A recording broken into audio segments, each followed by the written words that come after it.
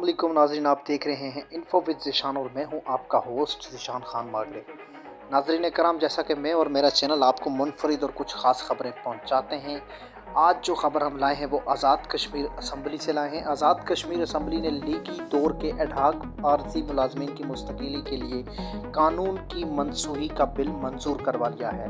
जी हाँ दोस्तों, मुज़फ़्फ़राबाद आज़ाद कश्मीर कानून साज़ असम्बली ने मंगल के रोज़ इजलास में मुस्लिम लीग नून के दौरे हुकूमत ने एडहॉक हुकूमती मुलाज़मीन की मुस्तक़िली के हवाले से मंजूर किए गए कानून को मनसूख करने का बिल मंजूर कर लिया है।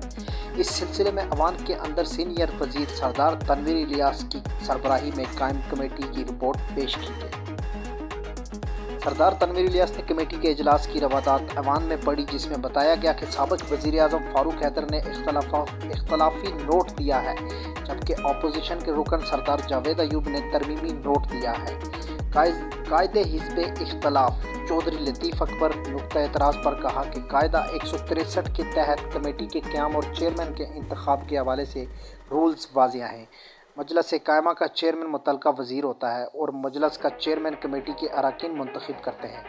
पेश किया जाने वाला कानून किस वजारत से मुतल्लिक है और किस कानून के तहत पेश किया जा रहा है। स्पीकर ने अपोजिशन के तमाम एतराज़ मुस्तरद करते हुए कमेटी की रिपोर्ट ऐवान में पेश करने की इजाज़त दे दी, जिस पर अपोजिशन ने वॉकआउट कर दिया। सीनियर वज़ीर सरदार तनवीर इलियास ने कमेटी की रिपोर्ट पढ़ी, जबकि वज़ीर कानून फ़हीम अख्तर ने मसूदा कानून की मंजूरी के लिए तहरीक पेश की और अपने खिताब में कहा कि तहरीक इंसाफ की हुकूमत ने आर्डीनेंस के ज़रिए मुस्लिम लीग नून के आखिरी दौर के इस काले कानून को मनसूख किया था, जिसे ऐवान से मंजूर किया जाना ज़रूरी है।